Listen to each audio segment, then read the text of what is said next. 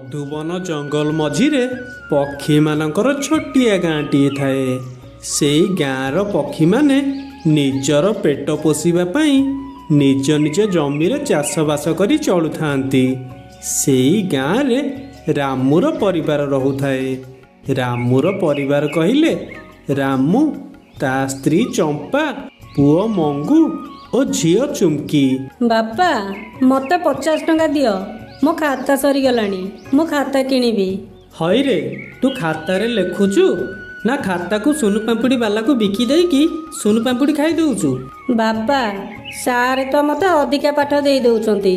ସେଇ ପାଠକୁ ଖାତାରେ ଲେଖିଲା ବେଳକୁ ମୋ ଖାତା ସରିଯାଉଛି। ମୁଁ କ'ଣ କରିବି? କିରେ, ସାର୍ କ'ଣ ତତେ ଏକୁଟିଆ ସବୁ ପାଠ ଗୁଡ଼ାକ ଦେଇ ଦେଉଛନ୍ତି? ଆଉ ସବୁ ପିଲା ଖାଲି ବସ୍ତାନି ମୁଣ୍ଡେଇକି ଘରକୁ ଫେରୁଛନ୍ତି? କିରେ, ସେଇ ସ୍କୁଲରେ ଚୁମ୍କି ପରା ପାଠ ପଢ଼ୁଛି, ତାର କାହିଁ ଏତେ ଖାତା ଦରକାର ହଉନି? ବାପା ବାପା, ଭାଇ ମିଛ କହୁଛି। ଭାଇ ତା ସାଙ୍ଗମାନଙ୍କ ସହିତ ମିଶିକି ଖାତା ଗୁଡାକ ଚିରିକି ସେଥିରେ ପେଣ୍ଡୁ କରିକି ଖେଳୁଛନ୍ତି। କ'ଣ ହେଲା? ଖାତା ଚିରିକି ପେଣ୍ଡୁ କରିକି ଖେଳୁଛି? ହଇରେ ବାଳୁଙ୍ଗା, ବୋପା ତୋର ବିଲରେ ଖଟି ଖଟି ଅବସ୍ଥା 12ରୁ 14 ବାଜିଗଲାଣି। ତୁ ଟଙ୍କା ନେଇକି ଏମିତି ସବୁ ବର୍ବାଦ କରୁଛୁ? ନାଇଁ ବାପା, ଚୁମ୍କି ମିଛ କହୁଛି। ହଇରେ, ସିଏ ମିଛ କହୁଛି। ତୁ ବେଶୀ ସତିଆଟା ଆଉ। ରହ ରହ, ଏଇ ବର୍ଷକ ଯାଉ, ଆର ବର୍ଷକୁ ତୋ ପାଠ ପଢ଼ା ସବୁ ବନ୍ଦ। ଆର ବର୍ଷକୁ ତୁ ମୋ ସହିତ ବିଲକୁ ଯାଇକି ବିଲରେ କାମ କରିବୁ। ଖାତା ଫାତା କିଛି ନାହିଁ, ଯେଉଁ ଖାତା ଅଛି ସେଇଥିରେ ଲେଖେ। ହଇଓ, ତମେ ପରା ବିଲକୁ ଯିବ ବାହାରିଛ, ଆଉ ଛୁଆଙ୍କ ସହିତ ଏମିତି କ'ଣ ପାଟି କରୁଛ ଯେ? ଆରେ ଚମ୍ପା, ତମ ଗୁଣମତ ପୁଅ କ'ଣ କରୁଛି ତମେ ଜାଣୁଛ ନା ଖାଲି ଚୁଲି ମୁଣ୍ଡରେ ବସିକି ରୋଷେଇ ଗଣ୍ଡେ କରିଦେଲେ ହେଇଗଲା? ରହ, ମୁଁ ଆଜି ବିଲରୁ ଆସେ, ତୋ କଥା ମୁଁ ବୁଝିବି। ରାମୁ, ଏ ରାମୁ, ଆରେ କ'ଣ କରୁଛୁ? ଆରେ ଜଲ୍ଦି ଆସେ, ବିଲକୁ ଯିବା ପରା। ଆରେ ରେଡ଼ିଓ କହୁଥିଲା ଆଉ 2-3 ଦିନ ପରେ ବର୍ଷା ହବାର ଅଛି। ଧାନ ଗଣ୍ଡାକ କାଟିକି ଯଦି ଘରକୁ ଆମେ ନ ଆଣିବା ତାହେଲେ ବର୍ଷାରେ ସବୁ ଧାନ ନଷ୍ଟ ହେଇଯିବ ରେ। ହଁ ହରିଆ ଭାଇ, ଯାଉଛି ଯାଉଛି। ଆରେ ଚମ୍ପା, ଜଲ୍ଦି ଭାତ ଟିଫିନଟା ଦେଲ, ମୁଁ ବିଲକୁ ଯିବି।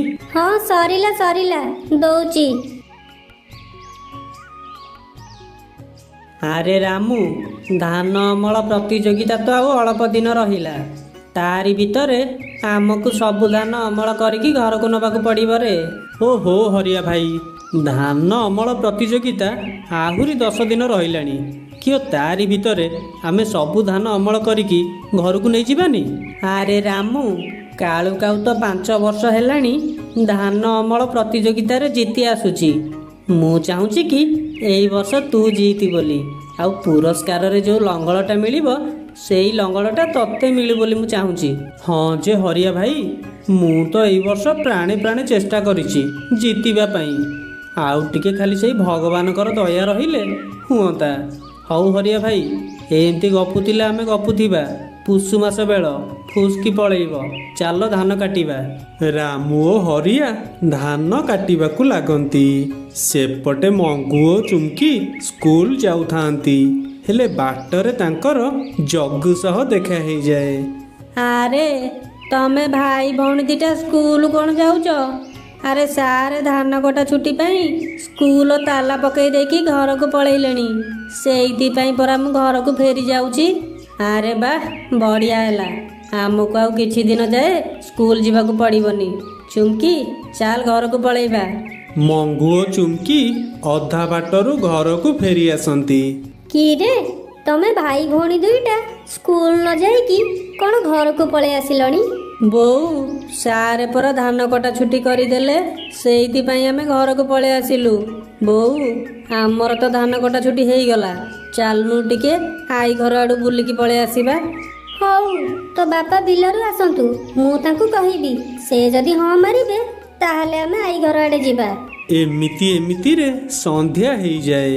ରାମୁ ବିଲରୁ ଘରକୁ ପଳେଇ ଆସେ। ଚମ୍ପା, ହେ ଚମ୍ପା, ଆରେ ପାଣି ଢାଳେ ନେଇକି ଆସ, ମୁଁ ଧୋଇ ଧୁଆ ହେବି। ଆଉ କ'ଣ ଦୁଇଟା ବାଢ଼ିଲ, ମୁଁ ଖାଇବି, ଭାରି ଜୋରେ ଭୋକ ହେଲାଣି। ହଁ ହଁ, ଆସୁଛି ଆସୁଛି। ତାପରେ ରାମୁ ଗୋଡ଼ ମୁହଁ ଧୋଇ ହୋଇ ଖାଇବା ପାଖରେ ବସି ପଡ଼େ। ହେଇଟି, ଛୁଆଙ୍କର ଧାନ କଟା ଛୁଟି ହେଇଗଲାଣି। ଛୁଆମାନେ କହୁଛନ୍ତି କି ଆଈ ଘର ଆଡ଼େ ବୁଲିଯିବା ପାଇଁ। ଚାଲୁନ ମୋ ମା ଘର ଆଡ଼େ 2-4 ଦିନ ରହିକି ପଳେଇ ଆସିବା। ଆରେ ଚମ୍ପା, ତମକୁ କିଛି ଜଣା ପଡୁଛି ନା ନାଇଁ? ଆରେ ବିଲରେ ଧାନ କଟା ହେଇକି ପଡ଼ିଛି ପରା। ଏଇ ବେଳରେ ତମେ କହୁଛ ମା ଘର ଆଡ଼େ ବୁଲିଯିବା ପାଇଁ? ତମକୁ ମୁଁ ଯେତେବେଳେ ବି କହୁଛି କାମ ଅଛି କହିକି ମନା କରିଦଉଛ। ମୋ ମାଆକୁ ମୁଁ ବରଷ ହେଲାଣି ଦେଖିନି। ମୋ ମନ କେମିତି ହଉଛି ମୁଁ ଜାଣିଛି। ଓହୋ ଚମ୍ପା, ତମେ ଆଉ ଛାନିଆ ହୁଅନି। ଆଉ ଗୋଟେ ସପ୍ତାହ ଟିକେ ସମ୍ଭାଳି ଯାଅ। ଧାନ ଅମଳଟା ସରିଯାଉ, ତମ ମା ଛୁଆଙ୍କୁ ମୁଁ ନେଇକି ବୁଲେଇ ଆଣିବି। ହେଇଟି କାଳୁ, ମୁଁ ଆଜି ପୋଖରୀ ତୁଠରେ ଶୁଣୁଥିଲି ରାମୁ କୁଆଡ଼େ ଏଇ ବର୍ଷ ଧାନ ଅମଳ ପ୍ରତିଯୋଗିତାରେ ଜିତିବ। ତମେ କ'ଣ କରିବ ମୁଁ ଜାଣିନି, ହେଲେ 5 ବର୍ଷ ହେଲା ତମେ ଯେମିତି ଜିତି ଆସୁଛ ଏଇ ବର୍ଷ ବି ସେମିତି ଜିତିବ ତମେ। ହଁ, ମୁଁ କହିଦେଉଛି। ଆଲୋ ଗରି, ତୁ କାହିଁ ଚିନ୍ତା କରୁଛୁ କହିଲୁ? ରାମୁ ଗୋଟେ ଛୋଟ ଚାଷୀଟା, ସିଏ କ'ଣ ମୋ ସହିତ ଟକ୍କର ଦେଇପାରିବ? ମୁଁ ଏଇ ବର୍ଷ ବି ଜିତିବି। ଆଉ ପୁରସ୍କାରରେ ଯେଉଁ ଲଙ୍ଗଳଟା ମିଳିବ ସେଇ ଲଙ୍ଗଳଟା ଦେଖିବୁ ଆମ ଘରକୁ ହିଁ ଆସିବ। ଆରେ ଚମ୍ପା, ଏ ଚମ୍ପା, ପୁଅ ଝିଅକୁ ଟିକେ ଧରିକି ମୋ ସହିତ ବିଲକୁ ଚାଲ। ଧାନ ବିଡ଼ା ଗୁଡ଼ାକ ବିଲରୁ ଟିକେ ଖଳାକୁ ବୋହି ଆଣିବା। ମୁଁ ଏକୁଟିଆଟା କେତେ ବୋହିବି କହିଲ? ଆରେ ମଙ୍ଗୁ, ହେ ଚୁମ୍କି, ଆସ ଯିବା ତମ ବାପାଙ୍କ ସହିତ ଧାନ ବିଲକୁ। ଧାନ ବିଲରୁ ଧାନ ବିଡ଼ା ଗୁଡ଼ାକ ବୋହି ଆଣିବା ଖଳାକୁ। ତାପରେ ରାମୁର ପରିବାର ବିଲକୁ ଧାନ ବିଡ଼ା ବୋହିବା ପାଇଁ ପଳେଇ ଯାଆନ୍ତି। ଆଉ ଧାନ ବିଡ଼ାକୁ ମୁଣ୍ଡରେ ମୁଣ୍ଡେଇ ଖଳାକୁ ବୋହି ନିଅନ୍ତି। କିଛି ସମୟ ଭିତରେ ଧାନକୁ ଏକାଠି କରିକି ବଡ଼ ବଡ଼ 2ଟା ଧାନ ଗଦା କରିଦିଅନ୍ତି। ଆଲୋ ଗରି, ମୁଁ କ'ଣ ଶୁଣୁଛି ରାମୁର ବଡ଼ ବଡ଼ 2ଟା ଧାନ ଗଦା ହେଲାଣି। ଆଲୋ ତାର ତ ଅଳପ ବିଲ, ଆଉ ଏତେ ଧାନ କୁଆଡ଼ୁ ଆସିଲା? ହେଇଟି କାଳୁ, ଆମେ କ'ଣ କରିବା? ଏମିତି ହେଲେ ତ ସିଏ ଜିତିଯିବ। ଆଉ ସିଏ ଯଦି ଜିତିଗଲା ମୁଁ ଆଉ ମୁଣ୍ଡ ଟେକିକି ଦାଣ୍ଡରେ ଚାଲିପାରିବିନି କହିଦେଉଛି। ଓହୋ ଗୋରି, ତୁ କାହିଁକି ଏମିତି ଛାନିଆ ହେଉଛୁ କହିଲୁ? ଆଲୋ ତୋ ସ୍ୱାମୀ କାଳୁ କାଉ ଥାଉ ଥାଉ ଏ ଗାଁରେ ଆଉ କିଏ ଜିତିବାର ସାହସ କରିବ ମୋତେ କହିଲୁ? ଆଲୋ ଗୋରି, ତୁ ଘରେ ଥା, ମୁଁ ଯାଉଛି ଟିକେ ରାମୁର ଖଳା ଆଡ଼ୁ ବୁଲି ଆସିବି। ମୁଁ ଶୁଣିଥିବା କଥାଟା ଦେଖିଆ ସତ କି ମିଛ। ତାପରେ କାଳୁ କାଉ ସିଧା ରାମୁର ଧାନ ଖଳାକୁ ପଳେଇ ଯାଏ। ଆରେ ସତରେ ତ ରାମୁର ବଡ଼ ବଡ଼ 2 ଗଦା ଧାନ। ଏମିତି ହେଲେ ତ ସିଏ ଜିତିଯିବ ଆଉ ମୁଁ ହାରିଯିବି। ନା, ଆଜି ରାତିରେ ମୋତେ କିଛି ଗୋଟେ କରିବାକୁ ପଡ଼ିବ। ସାଙ୍ଗମାନେ, ଏହାର ଦ୍ୱିତୀୟ ଭାଗ ଆଗାମୀ ଭିଡ଼ିଓରେ ଆସୁଛି।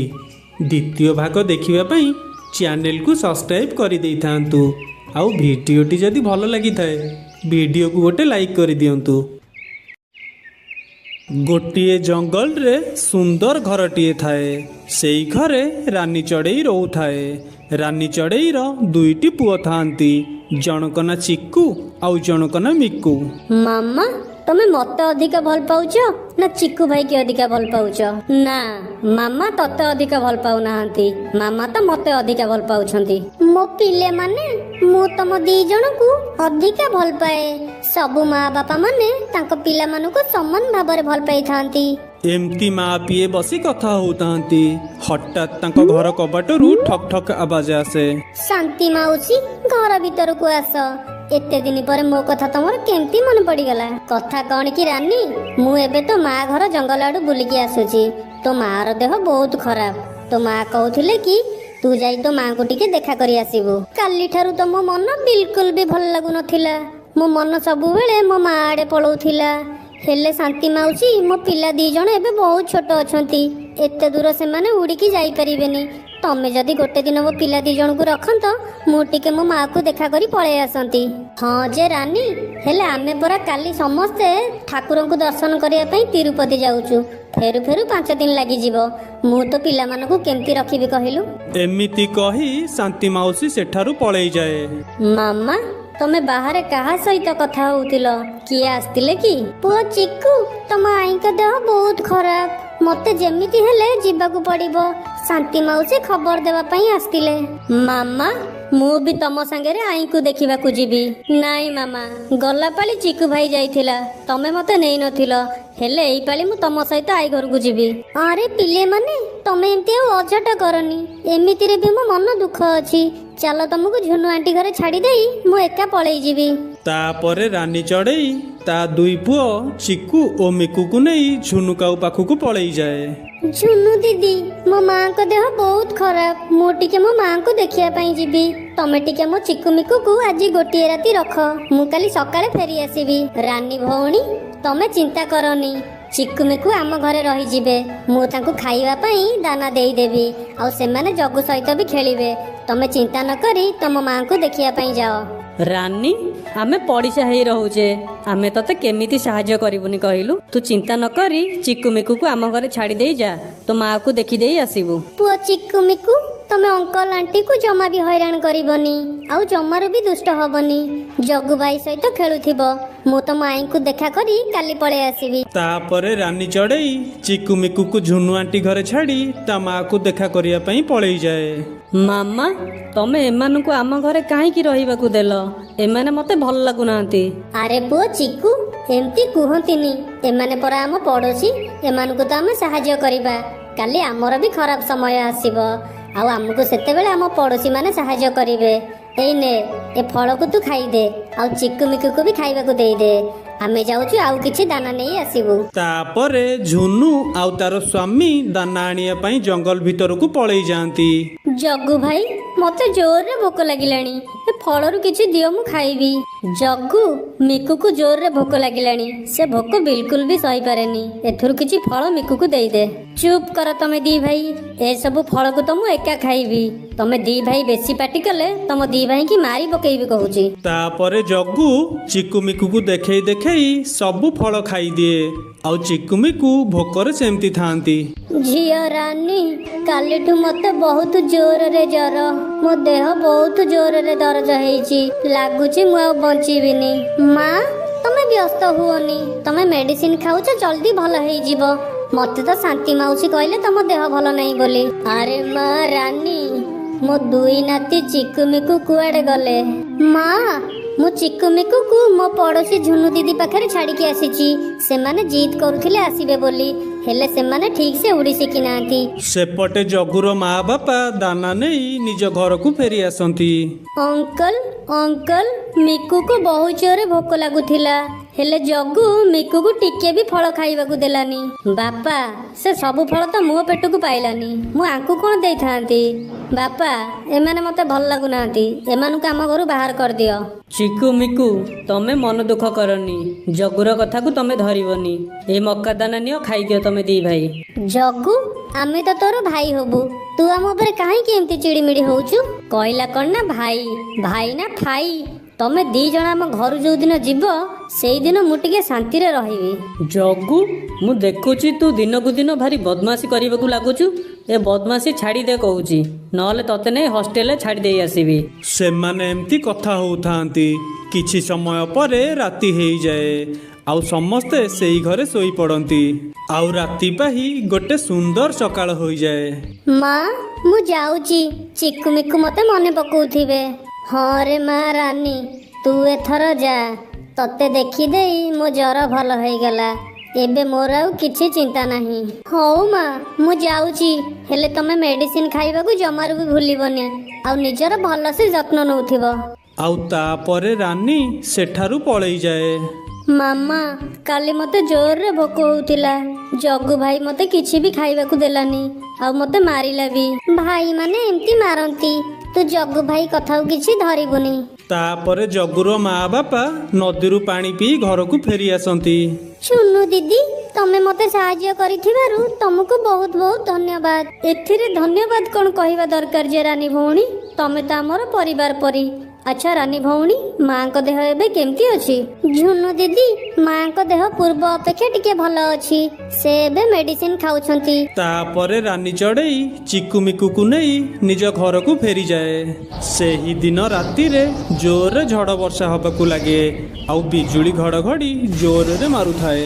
ମାମା, ଆମକୁ ନିଦ ଲାଗୁନି। ତମେ ଆମକୁ ଗୋଟିଏ ଗପ କୁହ। ସେ ଗପ ଶୁଣି ସାରିଲା ପରେ ଆମେ ଦି ଭାଇ ଶୋଇପଡ଼ିବୁ। ଓହୋ, ତମ ଦି ଭାଇଙ୍କୁ ପାରି ହବନି। ଆଚ୍ଛା ହଉ, ମୁଁ ତମକୁ ଗୋଟେ ଭଲ ଗପଟେ କହୁଛି। ଗୋଟିଏ ରାଜ୍ୟ ଥିଲା। ସେ ରାଜ୍ୟରେ ଗୋଟିଏ ବାହାଦୁର ରଜା ରହୁଥିଲେ। ରାନୀ ଚଢ଼େଇ ଚିକୁମିକୁକୁ ଏମିତି ଗପ କହୁଥାଏ। ସେପଟେ ଝଡ଼ ବର୍ଷା ଜୋରରେ ହେଉଥାଏ, କମିବାର ନାଁ ଧରୁନଥାଏ। ଆଉ ଜଗୁ ଘରକୁ ହଠାତ୍ ଗୋଟିଏ ଚଡ଼କ ମାରେ। ସେ ଚଡ଼କ ଦ୍ୱାରା ଜଗୁର ଘର ଭାଙ୍ଗିରୁଜି ଚୁରମାର ହେଇଯାଏ। ଆଉ ଜଗୁର ମା ବାପା ସେ ଘର ତଳେ ଚାପି ହୋଇ ମରିଯାଆନ୍ତି। ରାତି ପାହି ଗୋଟିଏ ସକାଳ ହେଇଯାଏ। ସବୁ ପକ୍ଷୀମାନେ ଜଗୁ ଘର ପାଖକୁ ଆସନ୍ତି ଆଉ ଜଗୁ ଉପରେ ପଡ଼ିଥିବା ଗୋଟିଏ ପଟାକୁ ବାହାର କରିଦିଅନ୍ତି। ରାନୀ ଆଣ୍ଟି, ମୋ ବାପା ମାମା ମରିଗଲେ। ମୁଁ ଏ ଦୁନିଆରେ ଏକା ହେଇଗଲି ଆଉ ସବୁଦିନ ପାଇଁ ଅନାଥ ହେଇଗଲି। ରାନୀ, ଜଗୁ ଏବେ ବହୁତ ଛୋଟ ଅଛି। ତୁ ତ ତାର ପଡ଼ୋଶୀ। ତୁ ଗୋଟେ କାମ କର, ଜଗୁକୁ ତ ଘରକୁ ନେଇଯା। ତାପରେ ରାନୀ ଜଗୁକୁ ତା ନିଜ ଘରକୁ ନେଇ ଆସେ। ଚିକୁ ମିକୁ, ଏ ଝଡ଼ ତୋଫାନରେ ଜଗୁର ବାପା ମା ମରିଗଲେ। ଜଗୁ ଆଜିଠୁ ଆମ ଘରେ ରହିବ। ତମେ ଦୁଇ ଭାଇ ଜଗୁକୁ ଆଜିଠୁ ନିଜ ଭାଇ ବୋଲି ଭାବିବ। ଜଗୁ, ତୁ ଜମାରୁ ମନ ଦୁଃଖ କରେନି। ଆଜିଠୁ ତୁ ଆମର ଭାଇ। ଆମେ ଦୁଇ ନୁହଁ, ଆଜିଠୁ ଆମେ ତିନି ଭାଇ। ଜଗୁ ଦେଇଥିବା ଅପମାନକୁ ଚିକୁମିକୁ ଭୁଲି ଯାଆନ୍ତି ଆଉ ଜଗୁକୁ ନିଜ ଭାଇ ପରି ଭଲ ପାଇବା ଦିଅନ୍ତି।